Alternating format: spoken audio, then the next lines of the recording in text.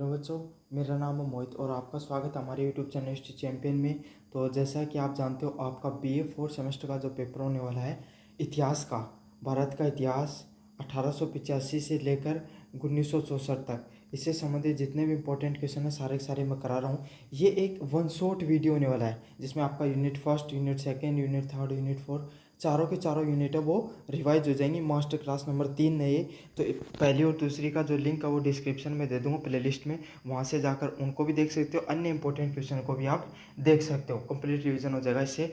और इसकी जो पीडीएफ है वो आपको टेलीग्राम चैनल पे देखने को मिल जाएगी। एक गलती हो रखी है यहाँ पर, आपको 1707 से लेकर 1885 लिखा हुआ है, इसकी बजाय 1885 से 1964 तक का ही कंटेंट था, पर ये गलती से लिखा गया है। तो आप वो जाकर प्लेलिस्ट डिस्क्रिप्शन से जाकर हमारी पीडीएफ डाउनलोड कर सकते हो, उसको कंप्लीट पढ़ सकते हो। साथ के साथ काफ़ी बच्चों को सवाल होता है कि सर हम जो एसएससी जीडी की, राजस्थान जीके वगैरह की तैयारी करना चाहते हैं, तो क्या हमें कोई किताब बता सकते हो आप? तो यहाँ पर जो प्रोडक्ट वाला लिंक मैंने दे रखा है, यहाँ पर जाके आप क्लिक करके वो किताबें खरीद सकते हो, बेस्ट प्राइस में आपको मिल रही हैं।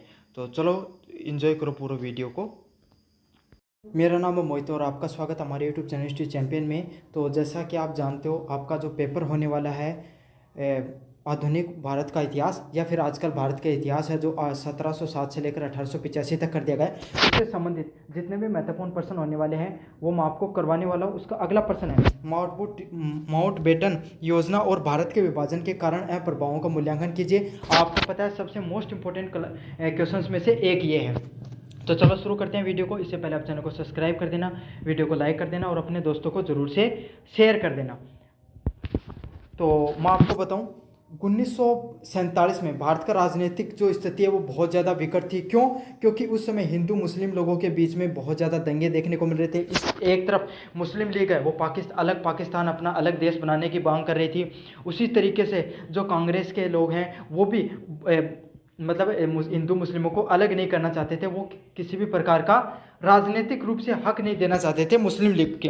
क्यों? क्योंकि उन्होंने अपना जो आज़ादी का योगदान है आंदोलन में, इतना ज़्यादा योगदान उनका नहीं रहा था। तो इससे क्या हुआ, जो सांप्रदायिक दंगे हैं और जो सत्ता का हस्ताक्षर है, मतलब हस्ताक्षरण है, जो देन है, वो धीरे धीरे उसमें देरी देखने को मिल रही थी। इस कारण क्या लोग बहुत ज़्यादा परेशान हो गए थे, हिंसा देखने को मिल रही थी और जनता है वो अंग्रेज़ों से भी बहुत ज़्यादा आक्रोशित थी।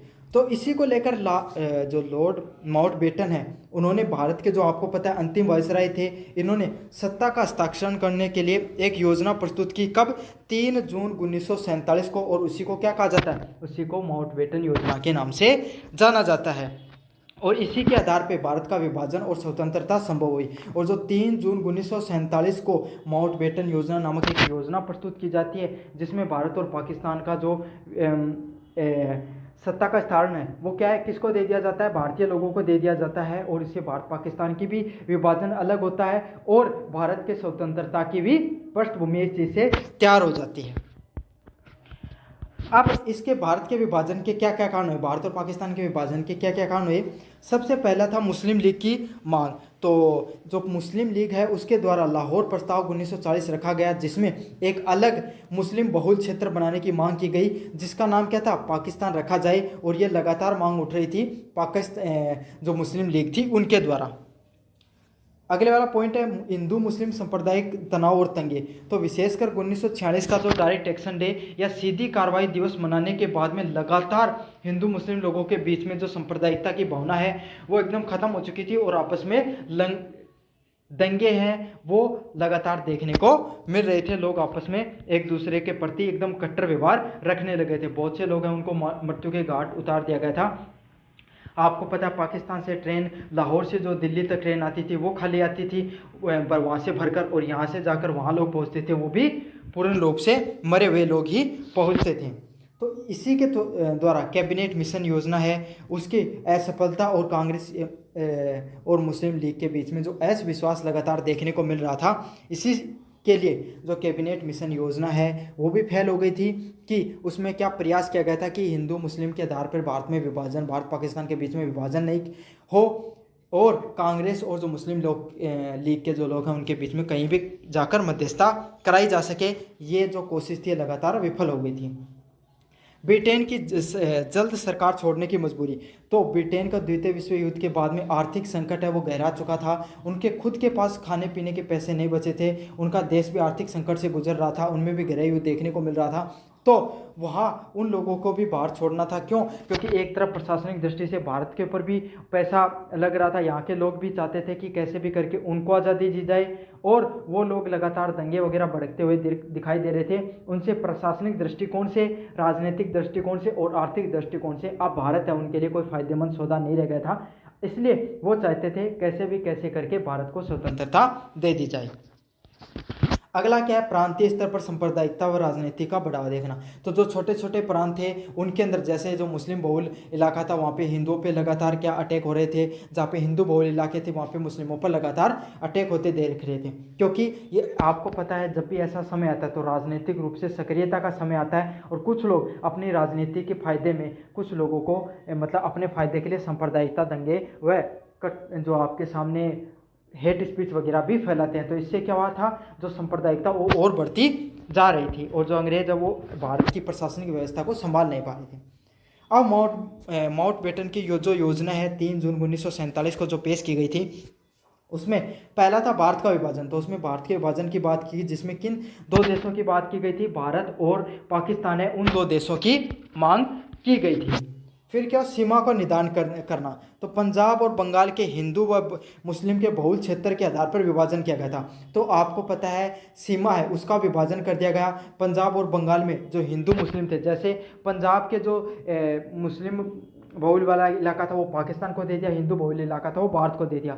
बंगाल में भी है क्या, जो आपके सामने पूर्वी और पश्चिमी बंगाल बनाया गया, पूर्वी बंगाल जो बांग्लादेश है वो पाकिस्तान को दे दिया गया, पश्चिमी बंगाल है वो भारत के हिस्से में आ गया, जहाँ पर ज़्यादा मुस्लिम देखने को मिलते थे पूर्वी बंगाल में वो पाकिस्तान के हिस्से में दे दिया गया। सीमांकन जो सीमा है, जो सीमाएं देखने को मिलती थी उसके लिए रेड क्लिफ आयोग है उसका गठन भी कर दिया गया था। तो जो भारत पाकिस्तान के बीच में जो सीमाएं थीं उसको निर्माण करने के लिए रेड क्लिफ आयोग है उसकी गठन कर दिया गया था। अगले वाला पॉइंट है देशी रियासतों की स्थिति। उनने भारत और पाकिस्तान में विलय का विकल्प, तो भारत और पाकिस्तान है उनकी देशी रियासतें हैं, उसमें भारत और पाकिस्तान विलय का विकल्प दिखाया गया कि कोई चाहे तो भारत में भी मिल सकता है और चाहे तो पाकिस्तान में भी मिल सकता है। तो अंग्रेज चाहते थे कि कैसे भी इनमें लड़ाई रहे, ये कैसे भी एक ना हो सके, है ना। तो इसलिए इन्होंने क्या रियासतों को खुला छोड़ दिया, जो चाहे तो पाकिस्तान में मिल सकता है, जो चाहे तो भारत में मिल सकता है। सत्ता का हस्ताक्षर की तिथि कब थी? 15 अगस्त 1947 को हस्ताक्षर कर दिए गए थे ऑफिशियली। उसी दिन भारत के स्वतंत्रता दिवस के रूप में मनाया जाता है 15 अगस्त को। पाकिस्तान को 14 अगस्त को किए गए थे, तो वहाँ पर 14 अगस्त को मनाया जाता है। फिर क्या कर दिया गया? संविधान सभा का निर्माण कर दिया गया। तो भारत और पाकिस्तान ने अपनी अपनी संविधान सभा का निर्माण किया था। जो भारत में जो बुद्धिजीवी लोग थे और जो लोग संविधान के निर्माण से संबंधित कानून के ज्ञाता थे, उनके लिए उनको संविधान सभा में रखा गया। ऐसा ही कार्य पाकिस्तान में भी किया गया था। अगले वाला है माउंटबेटन की योजना का प्रभाव। तो क्या क्या प्रभाव देखने को मिले माउंटबेटन योजना के? पहला था सकारात्मक प्रभाव। तो जो सत्ता है उसके स्थान जो बदलाव देने की जो तिथि है वो भी निश्चित हो गई थी। एक तो इससे क्या हुआ, लोगों में सकारात्मकता की भावना गई कि चलो ठीक है, भारत को आखिरकार आज़ादी देखने को मिल रही है। भारत और पाकिस्तान दोनों को स्वतंत्रता मिली। तो जो मुस्लिम लीग और कांग्रेस के बीच में जो आपस में जो सत्ता की लड़ाई थी वो भी आखिरकार खत्म हो गई और भारत और पाकिस्तान दोनों को स्वतंत्रता देखने को मिलती है। साथ ही साथ सत्ता हस्ताक्षर उपेक्षा कर शांतिपूर्ण ढंग से हुआ, हालांकि विभाजन हिंसक रहा। तो जो सत्ता है उसमें जो अंग्रेज थे और जो भारतीय लोग थे उनके बीच में जो सत्ता का आदान प्रदान है वो एकदम सही से हुआ। लेकिन विभाजन जब भारत और पाकिस्तान के बीच में होता तब बहुत ज़्यादा हिंसा होती है और बहुत से ज़्यादा लोग हैं वो अपनी जीवन से हाथ उनको धोना पड़ता है। जो हिंदू मुस्लिम जो दंगे थे वो बहुत ही ज़्यादा स्तर पर बढ़ चुके थे। क्यों? क्योंकि फिर जो पड़ोसी भी होता वो एक दूसरे के प्रति क्या कट्टर दुश्मन बनता चला जाता। नकारात्मक प्रभाव की बात करें, सांप्रदायिक दंगे देखने को मिलते हैं भारत और पाकिस्तान में। तो इस विभाजन के दौरान लाखों लोग हैं वो मारे जाते हैं और करोड़ों लोग विस्थापित होते हैं। तो इस प्रक्रिया में क्या होता है, सांप्रदायिक दंगों के दौरान, विभाजन के दौरान बहुत सारे लोग हैं वो मृत्यु के घाट उतरते हैं और करोड़ों लोग हैं वो क्या जाते हैं, विस्थापित होते हैं। अगले वाला पॉइंट है स्थायी रूप से भारत पाकिस्तान का विवाद, और विशेषकर जो कश्मीर का मुद्दा था, यहाँ का मुद्दा बहुत ही ज़्यादा कॉम्प्लेक्स मुद्दा रहता है और आज तक भी वो मुद्दा है। आपको पता है दोनों देशों के बीच में जो मुख्य रूप से जो विवाद की जड़ है वो कौन सा है, कश्मीर आपको देखने को मिलता है। तो दोनों के बीच में क्या रहता है भारत पाकिस्तान में, कि पाकिस्तान चाहता है कि हम इसको ले लें और भारत चाहता है कि हम इसको प्राप्त कर लें, और कश्मीर के जब जो राजा थे वो चाहते थे कि मैं स्वतंत्र रह सकूं। तो पाकिस्तान ने अपने कूटनीति का प्रयोग करते हुए क्या करता है, वहाँ पे आक्रमण कर देता है, लेकिन भारत की सेना आखिरकार वहाँ पर हस्तक्षेप करती है और भारत में मिला लेती है उनको आखिर। सामाजिक आर्थिक स्थिरता व शरणार्थी समस्या, उस समय सबसे बड़ी समस्या क्या थी, जो आपको पता दंगे देखने के बाद में लोगों के सामने सामाजिक रूप से एक उन्हें जो वही पाकिस्तान से आए लोग विस्थापित करके भारत आए थे, उन लोगों के पास जो बाहर से पाकिस्तान लोग गए थे उन लोगों के पास वहाँ के समाज में ढलने के अनुरूप रहने की जगह, खाने पीने की समस्या, और जो शरणार्थी मतलब जो दूसरे देश से किसी देश में पहुँच जाते हैं उन लोगों की बहुत बड़ी समस्या देखने को मिलती है। मूल्यांकन की बात करें तो माउंटबेटन योजना ने ब्रिटिश शासन का अंत किया और स्वतंत्रता का मार्ग प्रशस्त किया। तो माउंटबेटन योजना से क्या होता है, ब्रिटिश शासन है उसका अंत होता है और आखिरकार भारत के लोगों को स्वतंत्रता देखने को मिलती है। लेकिन यह भारत में एकता बनाने में विफल रही, लेकिन ये योजना है भारतीय लोगों में एकता इससे नहीं बन पाती है। यह विभाजन की आवश्यकता और अंतिम राजनीतिक सर्जरी कहा जा सकता है। यह क्या थी, यह विभाजन का सबसे आवश्यक मतलब बहुत प्रयास किए गए भारत पाकिस्तान के बीच में विभाजन नहीं हो, लेकिन आखिरकार विभाजन देखने को मिलता है। और इन जो लोगों का मानना था कि यही अंतिम उपाय है, और ये बहुत ही ज़्यादा हिंसक और दर्दनाक के काले अध्याय के रूप में जाना जाता है इस चीज़ को।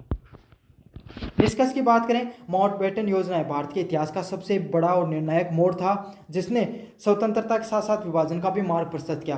तो माउंटबेटन योजना है यह भारत के इतिहास का सबसे जरूरी भाग में से एक था, जिसने क्या भारतीय लोगों को स्वतंत्रता का मार्ग दिया। ये स्वतंत्रता के साथ स्वतंत्रता के साथ आती है पीड़ा और बलिदान का प्रतीक। तो इस स्वतंत्रता के साथ लोगों में क्या देखने को मिला, बहुत से लोगों ने अपनी जान गंवाई है सांप्रदायिक दंगों में, साथ के साथ स्वतंत्रता के आंदोलन में बहुत सारे लोग भी शहीद होते हैं। तो चलो इसी के साथ करते हैं वीडियो को ख़त्म। धन्यवाद। हेलो बच्चों, मेरा नाम है मोहित और आपका स्वागत है हमारे यूट्यूब चैनल हिस्ट्री चैंपियन में। तो जैसा कि आप जानते हो, आपका जो पेपर होता है इतिहास में भारत का इतिहास, तो इससे संबंधित जितने भी महत्वपूर्ण प्रश्न होते हैं उनके सभी प्रश्नों का आपको मैं क्या करा रहा हूँ, सॉल्यूशन करा रहा हूँ। उसका अगला प्रश्न है स्वदेशी आंदोलन की रूपरेखा और प्रभाव को बताइए। तो जो भारत में बंगाल के विभाजन के बाद में जो स्वदेशी आंदोलन देखने को मिलता है उसकी क्या स्वरूप होता है भाई, वो क्यों शुरू होता है और उसके क्या क्या भारतीय समाज पे प्रभाव देखने को मिलते हैं। तो इस पर आपको क्या करनी है, टिप्पणी करनी है। काफ़ी ज़्यादा महत्वपूर्ण प्रश्न होने वाला आपके सामने, तो इसको अपन अच्छे से करेंगे। साथ के साथ आपको क्या करना है, इस वीडियो को पूरा देखना है। वीडियो पूरा देखोगे तो चाहे प्रश्न निबंधात्मक रूप से, चाहे लघुतरात्मक रूप से, चाहे अति लघुतरात्मक रूप से, आप इस प्रश्न को जरूर से कर लोगे। साथ के साथ चैनल को आपको सब्सक्राइब नहीं किया तो सब्सक्राइब कर दो, वीडियो को लाइक नहीं किया तो लाइक कर दो और अपने दोस्तों को जरूर से शेयर कर देना आपको। तो शुरू करें। स्वदेशी आंदोलन है ये क्या होता है, आपको पता है 1905 का जो भारत में बंगाल विभाजन होता है लॉर्ड कर्जन के द्वारा किया जाता है। तो उसके बाद में देखने को मिलता है होता क्या है, भारत के अंदर बंगाल है वो सबसे मुख्य केंद्र रहता है किसका, स्वतंत्रता आंदोलन का। यहाँ से रविंद्रनाथ टैगोर, बंकिम चंद्र चटर्जी जैसे और बड़े बड़े जो आंदोलनकारी थे वो यहाँ से निकल कर आ रहे थे। जितना भी बड़ा आंदोलन होता था बंगाल से निकलकर उसकी रूपरेखा कहीं ना कहीं उसकी जड़ बंगाल से जुड़ी हुई होती थी। तो अब क्या लगने लग गया अंग्रेजों को कि हमें इस देश से निकाल फेंकने का बंगाल का मुख्य भाग रहेगा। तो इन्होंने क्या किया, इन्होंने 1857 की क्रांति के बाद में इन्होंने एक नीति अपनाई, फूट डालो राज करो। उसमें क्या था, धार्मिक पक्ष से लोगों को तोड़ दो, इनकी प्रमुख नीति थी। तो इन्होंने क्या कर दिया, बंगाल का धार्मिक आधार पर दो भागों में विभाजन कर दिया, पूर्वी बंगाल और पश्चिमी बंगाल। कौन सा किया, पश्चिमी बंगाल और पूर्वी बंगाल। आज के समय आप बांग्लादेश देखते हो वो था पूर्वी बंगाल, और आज के समय बंगाल जो भारत में वो कौन सा था, पश्चिमी बंगाल। अब पश्चिमी बंगाल में क्या था, हिंदुओं की जनसंख्या ज़्यादा थी, और पूर्वी बंगाल में क्या थी, मुस्लिमों की जनसंख्या ज़्यादा थी। इनका लक्ष्य क्या था, बंगाल को इस तरीके से तोड़ दो कि हिंदू और मुस्लिम है वो टूट जाएंगे, अलग अलग हो जाएंगे। तो क्या हो जाएगा, जो हमारा जो राष्ट्रीय आंदोलन बंगाल से उखड़कर निकल कर आता है वो कमज़ोर पड़ने लग जाएगा। तो इसीलिए ये इन्होंने क्या किया, 1905 में लॉर्ड कर्जन ने बंगाल के विभाजन कर दिया था, और उसको विरोध करने के लिए भारत के जो भारतीय राष्ट्रीय कांग्रेस का जो अधिवेशन होता है उसमें ये लक्ष्य लिया जाता है कि हम स्वदेशी आंदोलन की शुरुआत करेंगे, जिसमें जो ये बंगाल का विभाजन किया गया इसके विरोध किया जाएगा। और इस विरोध में क्या करेंगे, हम जो स्वदेशी चीजें हैं उनका बहिष्कार करना शुरू कर देंगे। तो ये थी आपकी मुख्य परिचय और रूपरेखा स्वदेशी आंदोलन की। अब अपन आगे बढ़ेंगे इसके। स्वदेशी आंदोलन की क्या रूपरेखा थी? पहला, बंगाल विभाजन का विरोध 1905। तो ब्रिटिश वायसराय लॉर्ड कर्जन द्वारा धार्मिक आधार पर विभाजन करने के विरोध में आंदोलन की शुरुआत होती है। तो कब शुरुआत होती है? 1905 में जो लॉर्ड कर्जन के द्वारा जो बंगाल का विभाजन किया गया, उसी से इस जो आंदोलन है उसकी शुरुआत होती है। और किस आधार पर किया गया था? धार्मिक आधार पर यह विभाजन किया गया था। अगले वाला पॉइंट है स्वदेशी वस्तुओं का प्रयोग। तो भारतवासियों ने इस जो स्वदेशी आंदोलन में पहला लक्ष्य क्या रखा कि हम स्वदेशी वस्तुओं का ही प्रयोग करेंगे। मतलब अंग्रेजों ने क्या किया? अंग्रेज क्या करते? अंग्रेजों के पास मशीनरी थी, भारत में कच्चा माल था, तो अंग्रेज कच्चा माल बाहर से उठाते, सस्ते में कर लगाकर भारतीय किसानों को परेशान करके शोषणकारी नीतियों के द्वारा इंग्लैंड में ले जाते, वहाँ पर मशीनों से सस्ता बनाते और भारत में ले जाकर बेच देते। क्यों? भारत का जनसंख्या ज़्यादा थी, वहाँ पर खरीदार कम थे, तो यहाँ पर बेच देते सस्ते में। अब क्या हुआ? भारतीय लोगों के पास उतनी उन्नत तकनीक नहीं थी। भारत में जो चीज़ 10 रुपये में बन रही थी, अंग्रेज उसको क्या करते थे? सारा काम कर करा के सस्ते में माल लेकर 8 रुपये में भारत में बेच रहे थे। तो अब क्या है? भारतीय उद्योग धंधे धीरे धीरे बंद होना शुरू हो गए। तो इसी की अपील में जो सबसे पहले क्या देखा लोगों ने, भारतीय लोगों ने, कि इनको आर्थिक रूप से चोट देनी है, तो आपने को क्या करना है? अंग्रेजी चीज़ों को बहिष्कार करो, अपनी खुद की चीज़ों को अपनाओ, जिसमें वस्त्र हो गए, खाद्य वस्त्र हो गए, चीनी, साबुत कपड़ा, जो भी चीज़ हो गई, इन सब चीज़ों को त्याग कर हमें क्या करना है? खादी कपड़े में अपना जो खुद का भारतीय जो सूती उद्योग था उसको आगे बढ़ाना है, देसी चीज़ों को आगे बढ़ाना है। तो यही है कि भारतीयों ने क्या किया? स्वदेशी चीज़ों को धीरे धीरे अपनाना शुरू कर दिया। अगले वाला पॉइंट है विदेशी वस्तुओं की होली। तो इन्होंने क्या किया? जो अंग्रेजों के खिलाफ, अंग्रेजों के विरोध दर्शाने के लिए जो अंग्रेजी वस्त्र होते थे उनको सबसे पहले इन्होंने त्यागना शुरू किया और विदेशी कपड़ों की क्या कर देते? उनको जलाना शुरू कर दिया, विदेशी कपड़ों की होली जलाना शुरू कर दी और खादी को अपनाना शुरू कर दिया। तो इससे दो फायदे हुए, एक तो अंग्रेजों को आर्थिक रूप से नुकसान हुआ, दूसरा हमारे उद्योग धंधे भी बढ़ने लग गए। अगला है राष्ट्रीय शिक्षा का प्रचार। तो भारत में आधुनिक शिक्षा का प्रचार करने के लिए अलग अलग प्रकार के जो शिक्षण संस्थान है उनका निर्माण होने लग गया। जैसे कलकत्ता, पुणे और अन्य शहरों में क्या हुआ? अलग अलग प्रकार के शिक्षण संस्थान खोले गए, जिससे लोगों को क्या हो? लोगों में शिक्षा का प्रसार हो सके। अगले वाला पॉइंट है प्रचार के माध्यम।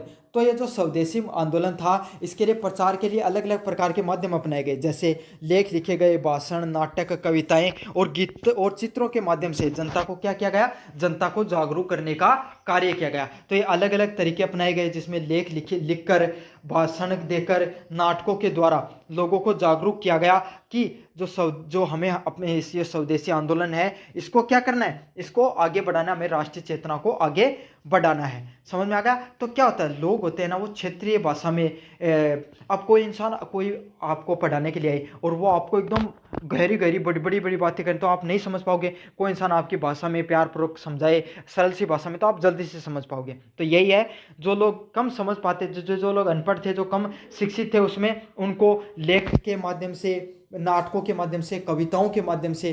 तो ये आज के समय जो भारत का जनगण मन देखते हो, ये उस समय के जो आंदोलन हुआ था तभी तो लिखा गया था। तो इस प्रकार के क्रांतिकारी कविताओं के माध्यम से जनता को जागरूक किया गया। राजनीतिक भागीदारी। तो बाल गंगाधर तिलक, अरविंद घोष, विपिन चंद्र पाल और लाला लाजपत राय जैसे प्रमुख नेताओं ने क्या किया? भारत के जो स्वतंत्रता आंदोलन है इसमें इसको एक प्रखर रूप से, क्रांतिकारी रूप से आगे बढ़ाने का कार्य किया, ताकि ये जनता के हर क्षेत्र तक पहुंच जाए, जनता इसके प्रति पूर्ण रूप से जागरूक हो।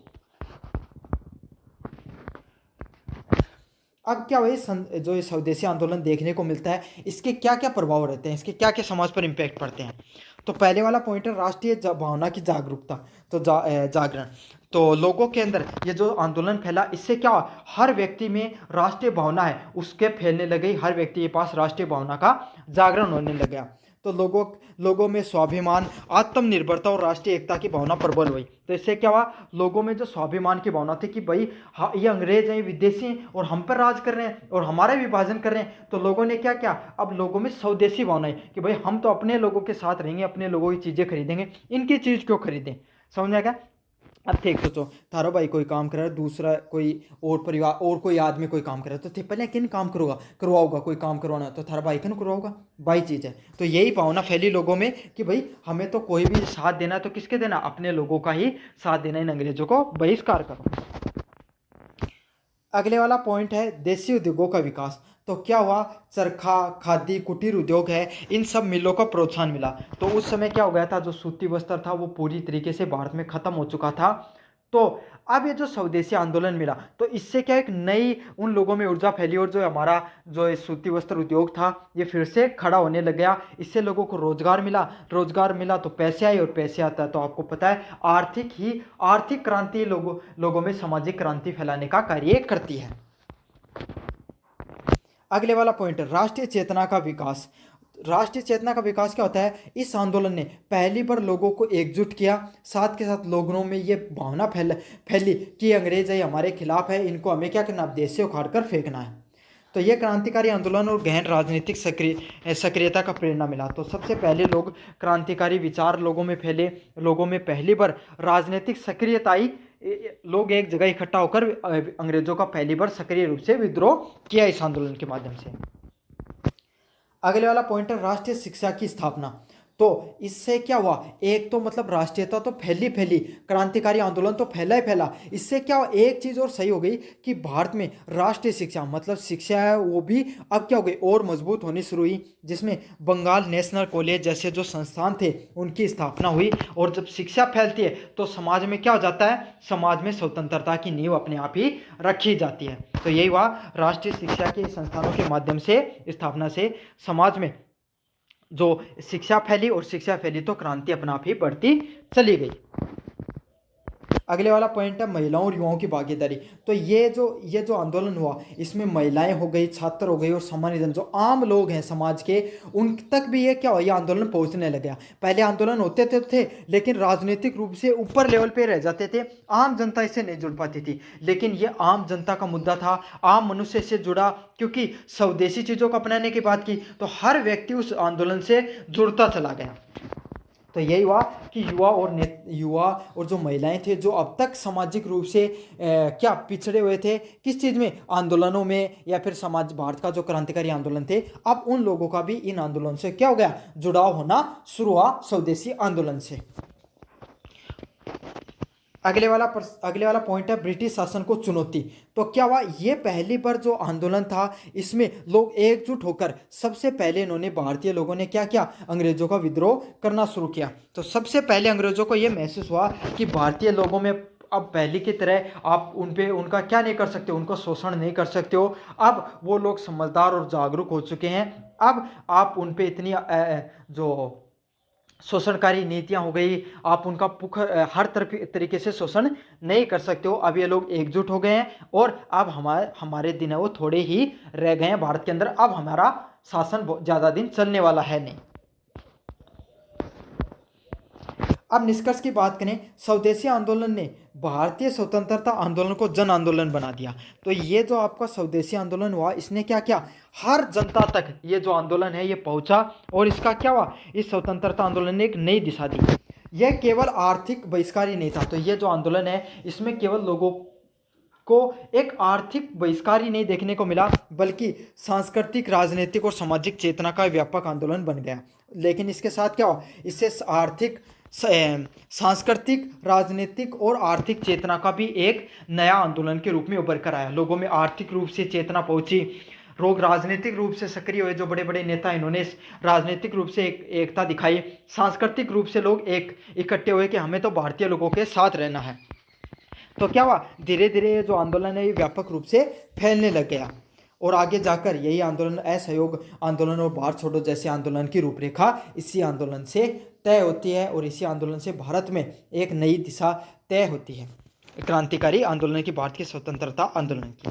तो ये जो भारत का पहला जो प्रमुख रूप से सामाजिक आर्थिक और राजनीतिक रूप से सफल आंदोलन था कौन सा, स्वदेशी आंदोलन। और इसके बाद में इसको क्या किया गया, जो बंगाल विभाजन उसको रद्द भी करना पड़ा था। तो आपको कैसा लगा वीडियो कमेंट बॉक्स में जरूर से बताना। चैनल को सब्सक्राइब नहीं किया तो सब्सक्राइब कर दो, वीडियो को लाइक नहीं किया तो लाइक कर दो और अपने दोस्तों को जरूर से शेयर कर देना। धन्यवाद।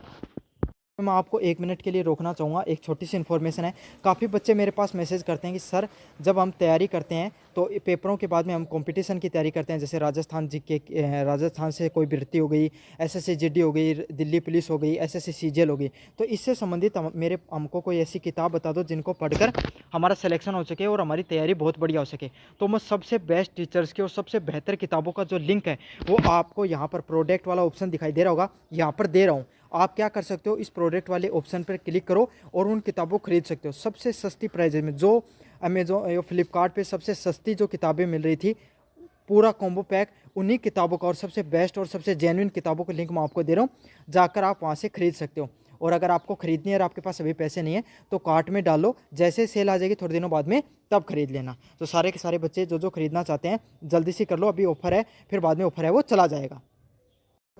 मेरा नाम है मोहित और आपका स्वागत है हमारे यूट्यूब चैनल स्ट्रीट चैंपियन में। तो जैसा कि आप जानते हो आपका जो पेपर होता है इतिहास का, भारत का इतिहास, तो उससे संबंधित जितने भी महत्वपूर्ण प्रश्न है वो मैं आपको करवाने वाला हूँ। उसका जो अगला प्रश्न है, भारत में राष्ट्रीय चेतना के विकास के कारणों का वर्णन कीजिए। काफ़ी ज़्यादा महत्वपूर्ण प्रश्न है, अलग अलग विश्वविद्यालय में बार बार पूछा जाता है। तो आपको क्या करना है, इस वीडियो को पूरा देखना है। साथ के साथ मैं डिस्क्रिप्शन में प्ले लिस्ट का लिंक दे रहा हूँ, वहाँ पर आपको अन्य प्रश्नों के भी आंसर मिल जाएंगे इस पेपर से संबंधित। और आपको मैं वीडियो शुरू करने से पहले चैनल को सब्सक्राइब कर देना है, वीडियो को लाइक कर देना और अपने दोस्तों को जरूर से शेयर कर देना है।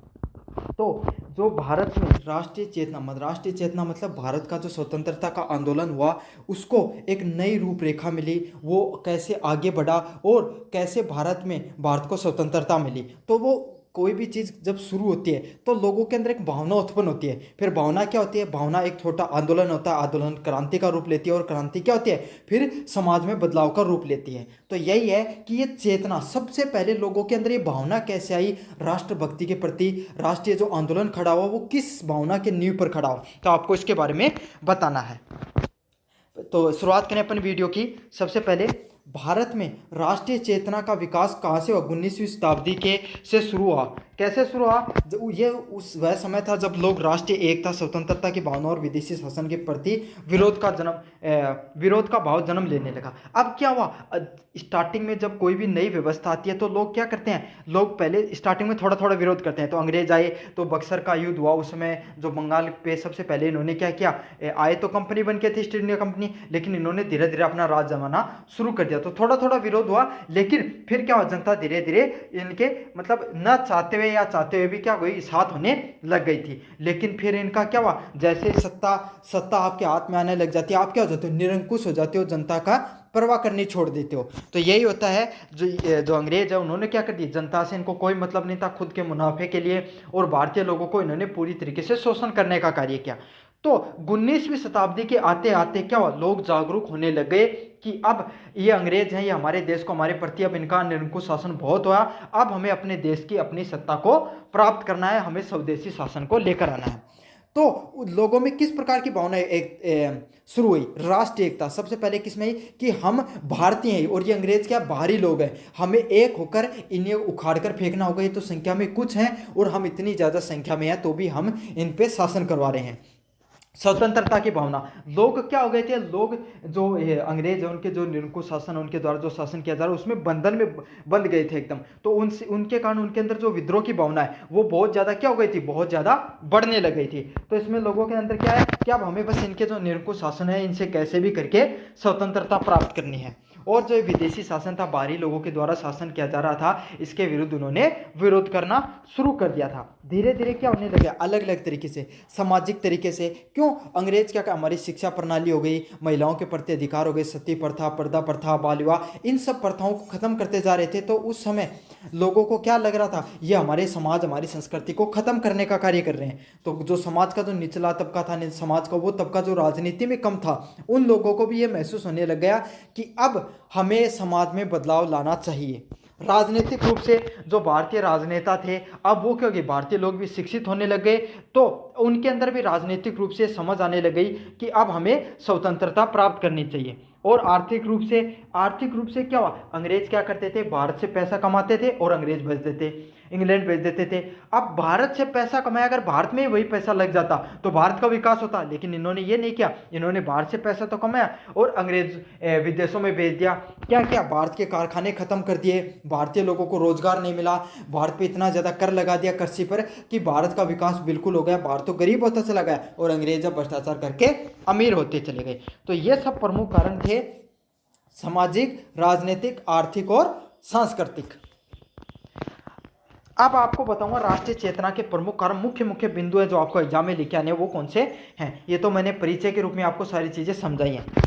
पहले वाला ब्रिटिश शासन की शोषणकारी नीतियां। तो पहले चीज क्या थी, जो ब्रिटिश शासन है उन्होंने भारत में आर्थिक, सामाजिक, सांस्कृतिक संरचना को नष्ट किया। तो मैंने आपको बता दिया कि ब्रिटिश शासन ने आर्थिक रूप से बहुत ज़्यादा कर लगाया, कृषि पे कर लगा दिया, खेती को ज़बरदस्ती करवाने लगे, नील जैसी खेती है तो। और जो भारत में जो पैसा आता था उसको क्या कर देते थे, विदेश में, इंग्लैंड में भेज देते थे, यहाँ पर तो पैसा खर्च करते नहीं थे। तो भारत का तो आर्थिक विकास हुआ नहीं और बल्कि लोग गरीब और गरीब होते चले गए। सामाजिक रूप से जो प्रथाएं थी उनको खत्म करने का कार्य किया और जो सांस्कृतिक रूप से भी नष्ट करने का कार्य किया। मैंने परिचय में सारी चीज़ें बता दी हैं। तो इससे क्या हुआ, भारी किस तरीके से भारी कर लगाकर कच्चे माल की लूट और देसी उद्योगों का विनाश करके इन्होंने क्या कर दिया, भारत की जो आर्थिक, सामाजिक व सांस्कृतिक जो विरासत थी उसको नष्ट करने का कारण किया। इस कारण लोगों में विद्रोह है वो उत्पन्न हो गया। अगले वाला क्या है, पश्चिमी शिक्षा का प्रभाव। राजा मोहन राय जैसे सुधारकों के प्रयास और अंग्रेजी शिक्षा के प्रसार से भारतीय आधुनिक सोच पहुंची। तो क्या हुआ, आपके समय, उस समय स्वामी विवेकानंद हो गया, राजा राम मोहन राय हो गए, स्वामी दयानंद सरस्वती हो गए, ये इन जैसे बड़े बड़े जो क्या समाज सुधारक रहे, प्रमुख समाज सुधारकों, उनके बाद और भी लोग आए जिनके क्या हुआ, जिनसे समाज के अंदर आधुनिक शिक्षा पहुंची। जो ये अंग्रेजी शिक्षा है ये पहुंची, इसमें क्या हुआ, आधुनिक शिक्षा, यूरोपीय शिक्षा की हम कितना भी विद्रोह कर लें, लेकिन उसके अंदर क्या खास बात थी, उनके अंदर क्या थी, आधुनिकता थी। और आधुनिकता ने हमें ये समझ दी कि ये अंग्रेज है, ये हमें किस प्रकार से शोषित कर रहे हैं, हमें एक नई विचारधारा दी।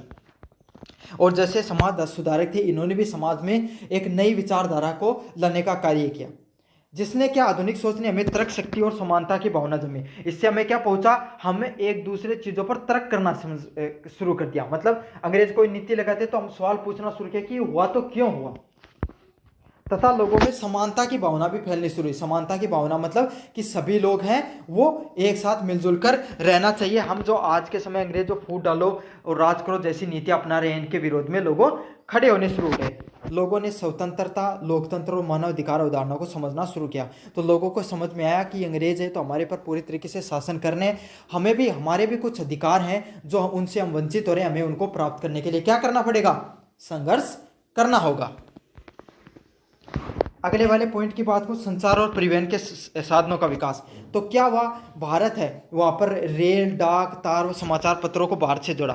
अब क्या हुआ, जैसे कोई, आप एक बात सोचो, आज सरकार की तरफ से कोई नियम बनाया गया और आपके पास उसकी सूचना ही नहीं पहुंची, तो चाहे कितना भी गलत नियम हो उसका, जब लोगों के पास सूचना नहीं पहुंचेगी तो उन्हें सही गलत का कैसे पता चलेगा। लेकिन आज के समय आप छोटी सी चीज़ समझो, पहले सोशल मीडिया नहीं थी तो कुछ भी भ्रष्टाचार हो जाता था तो उसका भी पता नहीं चलता था, लेकिन आज छोटी सी भी बात जो सोशल मीडिया से तुरंत आपके पास पहुंच जाती है, तो क्या हो जाता है, सरकार पर जल्दी प्रेशर बनता है। तो यही है, पहले के समय क्या हुआ, उस समय धीरे धीरे जो संचार के परिवहन थे, जैसे रेलवे हो गई, डाक हो गई, समाचार पत्र हो गए, ये फैलने लग गए। इससे क्या, लोगों के पास सूचना पहुंचने लग गई और अंग्रेजों के खिलाफ छोटी सी बात होती थी उसका भी विद्रोह होना शुरू हो गया।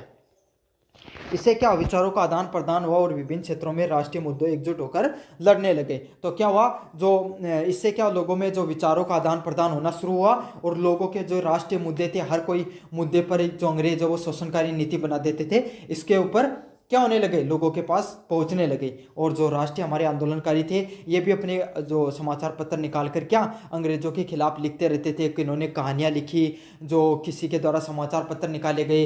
तो ये क्या हुआ, इससे लोगों के पास सूचना पहुंचने लग गई थी।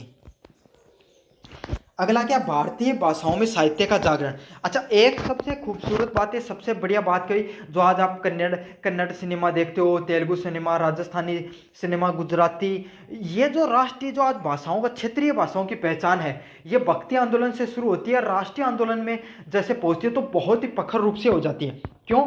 उस समय आप देखोगे, उस समय जो बड़े बड़े जो आंदोलनकारी होते थे वो अपनी क्षेत्रीय भाषाओं में समाचार पत्र निकालते थे। तो इससे क्या होता है, अब कोई एक बात बताओ मत थाने थे विद्यार्थी हो, अगर थान कोई आदमी एक तो हिंदी इंग्लिश में चीज़ बताओ, एक हिंदी में कोई चीज़ समझा रहा है, एक मारवाड़ी में समझा, कौन सी चीज़ थार जल्दी पकड़ में आओगी? मारवाड़ी में बताई चीज़ जल्दी पकड़ में आओ। क्यों? क्योंकि भावनात्मक रूप से आप कोई चीज़ से जुड़े रहा, अपनी मातृभाषा से आप भावनात्मक रूप से जुड़े रहा।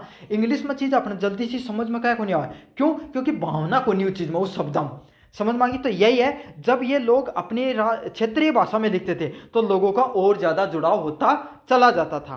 जैसे हिंदी, बांग्ला, मराठी और तमिल भाषाओं का इन्होंने जो आपके राष्ट्रकारी आंदोलन थे, इन्होंने इन सब भाषाओं का प्रयोग किया और इसके लेखन से माध्यम से लोगों में क्या, देशभक्ति की भावना धीरे धीरे फैलनी शुरू हो गई, जिसमें प्रमुख नाम थे भारतेंदु हरिश्चंद्र, बंकिम चंद्र चट्टोपाध्याय, बाल गंगाधर तिलक। तो ये सब जो प्रमुख राष्ट्रकारी आंदोलनकारी थे, इन्होंने अपनी भाषा में, जिस क्षेत्रीय भाषा में होते थे, बांग्ला के जो प्रमुख थे उन्होंने बांग्ला में लिखा, जैसे बंकिम चंद्र चट्टोपाध्याय है, इन्होंने बांग्ला के अंदर लिखा, किसी कोई तमिल का उसने तमिल ने लिखा, कोई गुजराती था उसने गुजरात में लिखा है। तो इस तरीके से लोगों के पास अपनी क्षेत्रीय भाषा में भी सूचना पहुंचनी शुरू हो गई थी। अगला है भारतीय समाज सुधार आंदोलन। साथ के साथ क्या हुआ, भारत में भी अलग अलग प्रकार के सामाजिक सुधार होने लगे। राजा राम मोहन राय जैसे समाज सुधारक निकल के आए, समाज जिन्होंने आपकी सती प्रथा को मतलब खत्म किया, लोगों को एक नई सूचना दी। स्वामी दयानंद सरस्वती थे जिन्होंने हिंदू धर्म के अंदर अलग अलग प्रकार का पाखंडवाद निकल के आ रहा था, इसको दूर किया इन्होंने। साथ के साथ स्वामी विवेकानंद जैसे व्यक्तित्व ने हमें अध्यात्म की एक नई पहचान दी। तो ये सब लोग क्या करते थे, इन सब लोगों ने हमें समाज में एक नई चेतना दी, लोगों में एक नई भावना दी कि आपको क्या है कि एकदम अपनी सोच को छोटा नहीं रखना है, अपनी सोच को बढ़ाना है, हमें सोच को और आगे जाकर ले जाना है। तो जब लोगों की सोच बढ़ती है तो उनको ये भी पता चलता है कि वो तर्क करना शुरू कर देते हैं, और जब व्यक्ति तर्क करता है तो गुलामी से उसकी बेड़ियां तुरंत हट जाती हैं। क्योंकि गुलामी की खूबसूरत बात यही होती है, जब तक आप गुलाम हो वो कोई बड़ी बात नहीं है, लेकिन जब जिस दिन आपको गुलामी का पता चल जाता है उसी दिन आपकी गुलामी की बेड़ियां खुल जाती हैं। तो लोगों को धीरे धीरे गुलामी के बारे में पता चलने लग गया था। जैसे सती प्रथा, बाल प्रथा और अस्पृश्यता, मतलब जो सती प्रथा और बाल प्रथा जैसी जो अव्यवस्थाएं हमारे समाज के अंदर फैली हुई थी, उनको धीरे धीरे क्या हो गई, उनके प्रति लोग जागरूक होने लग गए थे। इन सब सामाजिक सुधार कार्य थे जिससे लोगों को सामाजिक समानता और आत्मगौरव का बोध हुआ। तो ये सब जो समाज के अंदर जो बदलाव हुए, इससे लोगों में क्या हुआ, सामाजिक चेतना फैली, समाज में लोगों के पास भावना पहुंची और राष्ट्रीय रूप से एक होना वो शुरू हो गए थे। विदेशों में हो रहे स्वतंत्रता आंदोलन का प्रभाव। अब क्या हुआ, भारत में आंदोलन का भाई कोई आदमी देखी तो चीज बदला है ना, खरबूजन देखे खरबूजो रंग बदला है। यही क्यों, विदेशी में भी स्वतंत्रता के आंदोलन उस समय हो रहे थे। प्रमुख क्रांतियां थी, जैसे अमेरिका का स्वतंत्रता की क्रांति, फ्रांस की क्रांति, इटली की क्रांति हो गई। तो ये सब क्रांतियों ने भी ये हमें एक क्या दिया, एक हमें संवेदना दी, एक हमें एक साहस दिया कि अगर वो समाज खुद में बदलाव कर कर स्वतंत्रता प्राप्त कर सकता है तो हम भी स्वतंत्रता को प्राप्त कर सकते हैं। तो यही होता है, जब आप दूसरा कोई व्यक्ति कर लेता तो उस और जो नई पीढ़ियां होती हैं वो और ज़्यादा प्रभावित होती हैं कि अब तो ये काम करना बहुत आसान है, उसने किया तो हम भी कर लेंगे।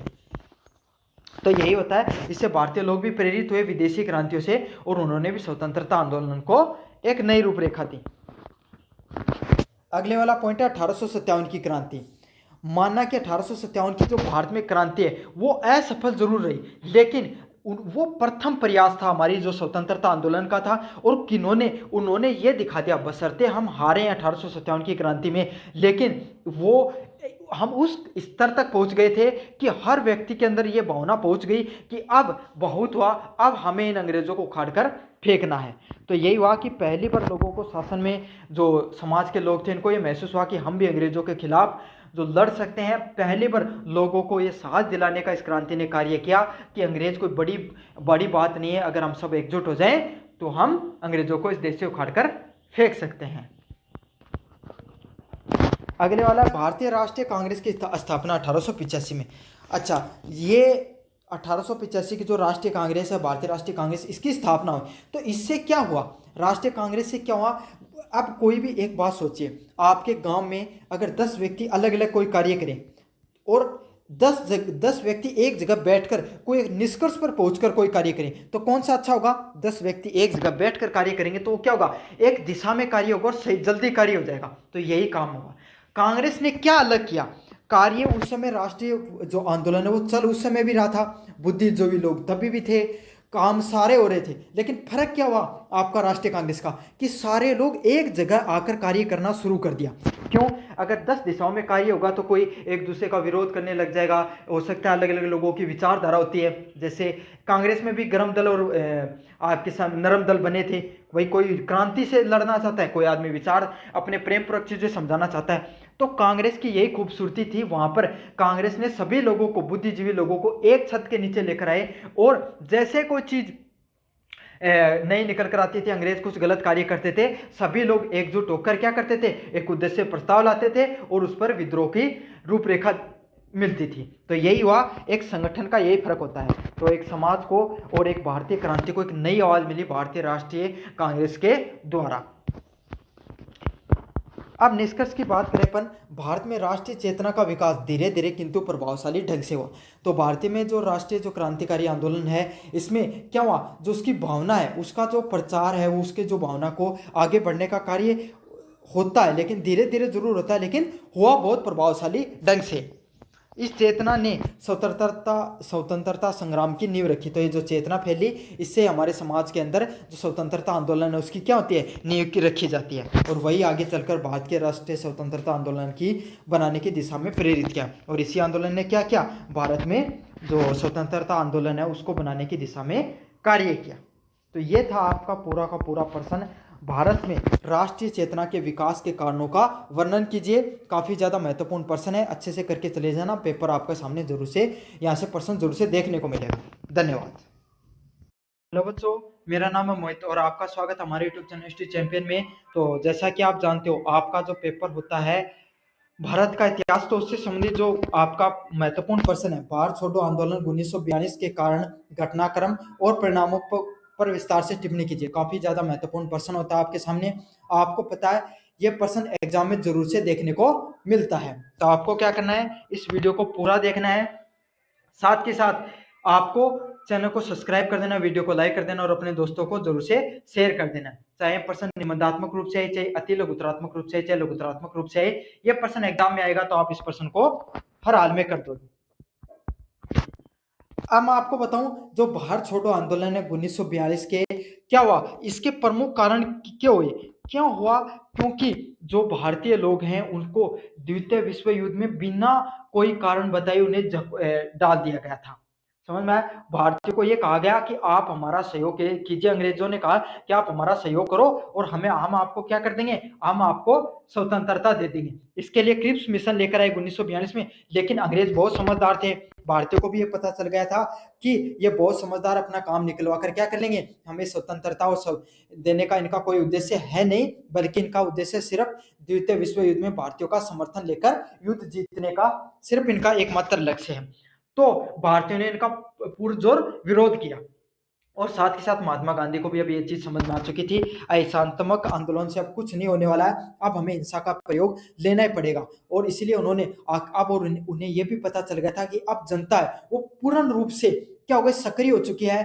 अब हम पूर्ण रूप से, अंग्रेज उनकी सत्ता भी कमजोर होने लग गई, अब उनकी द्वितीय विश्व युद्ध में क्या है, पक्ष भी कमजोर है। अब अच्छा मौका है और उसका फायदा उठाते हो अब हमें क्या करना है, हिंसा का प्रयोग करना है और अंग्रेजों को देश से उखाड़ कर फेंक देना है। तो इसीलिए उन्होंने क्या किया था, इन्होंने जो 8 अगस्त 1942 के अंदर राष्ट्रीय कार्यकारिणी की जो मीटिंग हुई थी, वहां पर प्रस्ताव पारित कर जो भारत छोड़ो आंदोलन है उसकी शुरुआत कर दी थी। तो ये आपकी प्रमुख परिचय हुआ। अब क्या क्या कारण हुए और कहां से टाइमलाइन हुई, वो आपको सारी चीजें मैं आपको अच्छे से समझा दूंगा। पहला पॉइंट है द्वितीय विश्व युद्ध और भारतीयों की अनदेखी। तो 1939 में जब विश्व युद्ध है वो आरंभ हुआ, तो ब्रिटिश सरकार ने बिना भारतीयों की सहमति से भारत को युद्ध में शामिल कर लिया। अब क्या हुआ, भारतीय लोगों को बिना बताए ही अंग्रेजों ने क्या कर लिया, वो भारत का जो स्वतंत्रता आंदोलन है उसमें शामिल कर लिया उन लोगों को, और उन्हें बताया भी नहीं, सूचित भी नहीं किया। इससे क्या हुआ, भारतीय लोग हैं, भारतीय जो राजनेता है वो पूर्ण रूप से नाराज थे अंग्रेजों से। अगले वाले पॉइंट की बात करूं, क्रिप्स मिशन की असफलता। तो 1942 में आपके सामने सर जो स्टैनफोर्ड क्रिप्स हैं उसको भेजा गया, उनकी जो पूरी जो कैबिनेट के मिनिस्टर थे उनके द्वारा 3 लोगों को साथ उनके भेजा गया, ताकि क्या कर सके, भारतीयों को मनाया जा सके द्वितीय विश्व में क्या करने के लिए, समर्थन देने के लिए, और साथ के साथ भारतीयों को ये थोड़ा सा जुमला दे दिया जाए कि उन्हें स्वतंत्रता दे दी जाएगी। लेकिन भारतीय तब तक समझ चुके थे कि ये सिर्फ एक प्रकार की चाल अंग्रेजों की, इनको भारत को स्वतंत्रता देने का इनका कोई उद्देश्य है नहीं। तो इससे क्या हुआ, उनका प्रस्ताव अस्पष्ट था, प्रस्ताव को अच्छे से मतलब भारतीय लोगों उन्होंने समर्थन नहीं किया। तो क्या हुआ, 1942 में जो क्रिप्स मिशन है उसकी असफलता भी हो जाती है, तो इससे भी बहुत ज्यादा विद्रोह फैलने लग गया था। अगले गांधी जी की सोच में परिवर्तन। तो महात्मा गांधी को विश्वास हो गया था कि ब्रिटिश सरकार है वो इस देश को छोड़ेगी नहीं, चाहे आप कितना भी प्रयास करो हिंसात्मक रूप से लोगों को इकट्ठा करके, लेकिन कोई मतलब है नहीं, ये इनके लिए आपको हिंसा का प्रयोग करना ही पड़ेगा। तो इन्होंने क्या किया, अब आखिर में इन्हें पता चल गया अब अंग्रेजों की सत्ता वो कमजोर होती जा रही है, विदेशी रूप से भी और भारत में भी, तो अब हमें क्या करना, आखिरी चोट मारनी है। तब इन्होंने करो मरो का नारा दिया कि अब हमें अंतिम और निर्णायक लड़ाई लड़नी है और इन अंग्रेजों को देश से उखाड़ कर फेंक देना है। तो यही है, गांधी जी की सोच में परिवर्तन ने भी इस आंदोलन को शुरू करने में एक बहुत बड़ा सहयोग रहा। अगला है, जनता में बढ़ता है संतोष। तो अंग्रेजों की जो दमनकारी नीतियां थी, साथ के साथ खाद्य संकट और आर्थिक समस्याओं में भी जनता ने असंतोष बढ़ा दिया। तो हुआ क्या, उस समय भारत के अंदर क्या हुआ, अकाल भी आ रहा था, जो कृषि थी उसमें उसमें भी लोगों को क्या बहुत ज्यादा कर्ज से परेशान हो चुके थे। साथ में दादा भाई नौरोजी के द्वारा अलग अलग जो आर्थिक राजनीतिक रिपोर्टें पेश की गई, किताब लिखी गई, जिससे क्या हुआ, लोगों को पता चलने लगा कि किस तरीके से जो अंग्रेज हैं वो क्या कर रहे हैं, भारतीय लोगों का शोषण कर रहे हैं, भारतीयों से पैसा ले रहे हैं और अंग्रेज विदेश में अपने जो इंग्लैंड है वहां पर बेच रहे हैं, तो आर्थिक रूप से हमें कैसे कमजोर कर रहे हैं। तो जनता अब और ज्यादा जागरूक होने लग गई थी, और साथ के साथ खाद्य संकट भी भारत में फैलने लग गया था। एक कृषि देश होते हुए भी इतने बड़े व्यापक स्तर पर कृषि होती है और वहां पर खाद्य की कमी है, खाद की कमी है, तो क्या हो गया, खाद्य पदार्थों की, तो क्या हुआ, लोगों में आक्रोश और उत्तेजित होने लग गया। अब क्या होता है, आपको घटनाक्रम कैसे होते हैं, अगस्त क्रांति बोलते हैं जिसको। होता क्या, 8 अगस्त 1942 को मुंबई में कांग्रेस की कार्यकारिणी मीटिंग होती है, मतलब कांग्रेस की जो राष्ट्रीय मीटिंग होती थी, उसमें गांधी जी ने भारत छोड़ो क्विट इंडिया का जो प्रस्ताव है वो नारा दिया कि भाई अब भारत छोड़ो आंदोलन है उसकी शुरुआत करनी पड़ेगी। और कब दिया गया, 8 अगस्त 1942 को दिया गया। फिर 9 अगस्त 1942 को महात्मा गांधी जी, नेहरू जी और सरदार वल्लभ भाई पटेल समेत अन्य सभी प्रमुख नेताओं को गिरफ्तार कर दिया गया। तो अब अंग्रेजों को पता चल गया कि अब ये आंदोलन है ये बहुत ही व्यापक स्तर पे फैलेगा, अब हमारे जाने के दिन आ गए। तो इन्होंने क्या किया, इन्होंने तुरंत जो अगर आंदोलन और ज्यादा नहीं फैले इसलिए उन सब लोगों को क्या कर लिया, तुरंत गिरफ्तार कर लिया। लेकिन जैसे ही इन्हें गिरफ्तार किया, लोग और ज्यादा आक्रोशित होने लगे, लोगों में और विद्रोह की भावना फैल गई और देश भर में क्या होने लगे, विद्रोह होने लगे, हड़तालें होने लगी और हिंसात्मक घटनाएं आपको देखने को मिलती है अंग्रेजों के विरोध में। अब इससे क्या क्या किया है लोगों ने, रेलवे लाइनों को उखाड़ना शुरू कर दिया, है ना, टेलीग्राफ और डाकघरों को जलाना शुरू कर दिया, सरकार के खिलाफ नारेबाजी होने लगी और समानांतर सरकार जैसे बलिया, सतारा और मिदानपुर, यहाँ पर अंग्रेजों के को सत्ता को नहीं मानते हुए खुद की नई सरकार है उसको चलाना शुरू कर दिया भारतीय लोगों ने। तो ये कुछ प्रमुख पॉइंट रहे जिसमें आपके सामने रेलवे लाइनों को उखाड़ना, टेलीग्राफ को जलाना, सरकार के खिलाफ नारेबाजी और समानांतर सरकारों की स्थापना देखने को मिली है। परिणाम की बात करें, तीव्र और दमनकारी जो हिंसा है वो देखने को मिलती है। तो अंग्रेजों ने आंदोलन को दबाने के लिए पुलिस और सेना का कठोर प्रयोग किया। तो अंग्रेजों ने क्या किया, ये जो आंदोलन था इसको दबाने के लिए क्या किया, पुलिस और सेना है उसका बहुत ही कठोर रूप से प्रयोग किया गया, जिससे क्या हजारों लोग हैं उनकी गिरफ्तारियां होने लगी और सैकड़ों लोग वो क्या हो गए, मर गए थे। तो बहुत ज्यादा लोग हैं, इन्होंने खुद से भी गिरफ्तारियां देना शुरू कर दी, जेल भरो आंदोलन भी शुरू हो गए। साथ के साथ बहुत सारे लोगों पर क्या हुआ, आपके सामने लोगों ने मृत्यु भी हो गई इस आंदोलन में। अगला वाला पॉइंट है भारतीय नेताओं का लंबे समय तक कारावास में रहना। तो गांधी जी को लगभग 21 महीने तक उस समय कारावास में रखा, और नेहरू जी को लगभग कितने 3 वर्ष के लिए 3 साल के काम पर रखा गया, आपको जो कारावास है जेल के अंदर रखा गया। भारत की स्वतंत्रता की और निर्णायक मोड़। तो ये आंदोलन है, ये भारत का जो स्वतंत्रता आंदोलन है, ये तत्काल तो सफल नहीं हुआ, लेकिन ये सबसे महत्वपूर्ण आंदोलन रहा जहां अंग्रेजों पूर्ण रूप से उनको अच्छे से समझ में आ गया कि अब तो हमें इनको स्वतंत्रता देनी पड़ेगी, स्वदेशी स्वदेशी जो राज है उसको देना ही पड़ेगा। अगले वाला पॉइंट है अंतर्राष्ट्रीय दबाव। युद्ध के बाद ब्रिटेन की आर्थिक राजनीतिक स्थिति कमजोर हो गई। तो युद्ध के बाद में क्या हुआ, अंग्रेजों की जो स्थिति है वो भी अच्छी नहीं रह गई थी, और उसके बाद में उन्हें खुद भी लगने लग गया था कि अब हम अपने देश को ही नहीं संभाल पा रहे हैं। एक अन्य भारत जैसा देश है जहाँ पर इतना ज्यादा पैसा खर्च हो रहा है, जहाँ पर लोग विद्रोह कर रहे हैं, अब हमें क्या उन्हें स्वतंत्रता को देना ही पड़ेगा। संयुक्त राज्य जैसे बड़े देश ने ब्रिटेन पर भारत छोड़ने को स्वतंत्रता देने का दबाव बनाया। तो अब जो बड़े बड़े देश है उन्होंने भी ब्रिटेन पर क्या क्या दबाव बनाना शुरू कर दिया कि अब आप भारत देश को क्या कर दो, आप स्वतंत्रता दे दो। निष्कर्ष की बात करें, भारत छोड़ो आंदोलन भारतीय स्वतंत्रता संग्राम का अंतिम बड़ा जन आंदोलन था। तो ये भारत में असहयोग आंदोलन हो गया, दांडी मार्च हो गया, और सविनय विनय अवज्ञा आंदोलन हो गया। उसके बाद में ये आखिरी सबसे बड़ा भारत छोड़ो आंदोलन महात्मा गांधी के द्वारा जो शुरू किया गया था, सबसे बड़ा जन आंदोलनों में से एक था। यह आंदोलनकारी भारतीयों के दृढ़ संकल्प, एकता और बलिदान का प्रतीक बना। तो ये आंदोलन है, ये जो भारतीय लोग हैं उनके द्वारा जो संकल्प है, एकता और बलिदान के प्रतीक के रूप में देखा जाता है। इसके बाद में ब्रिटिश सरकार समझ गई थी भारत में शासन करना संभव नहीं है, और इस आंदोलन के बाद में अंग्रेजों को अच्छे से समझ में आ गया था कि अब हमें भारत पर ज्यादा दिन अपन क्या कर सकते हैं, राज नहीं कर सकते हैं। 1947 में भारत को स्वतंत्रता प्रदान कर दी गई, और 1947 में आखिरकार क्या कर दी गई, भारतीय लोगों को स्वतंत्रता दे दी गई। तो ये था आपका भारत छोड़ो आंदोलन 1942 के प्रमुख जो कारण, घटनाक्रम और परिणामों का आपको विस्तार से सारी चीजें अच्छे से समझा दिए। भारत छोड़ो आंदोलन से संबंधित अगर प्रश्न आपके सामने आएगा तो आपको जरूर से कर देना है। धन्यवाद। कैसा लगा आपको वीडियो जरूर से बताना, कमेंट बॉक्स में अपने दोस्तों को जरूर से शेयर करना। डिस्क्रिप्शन में प्ले लिस्ट का लिंक दे रखा, वहां पे बाकी के प्रश्नों के भी उत्तर मिल जाएंगे, वहां से जाकर आप अन्य प्रश्न भी देख सकते हो।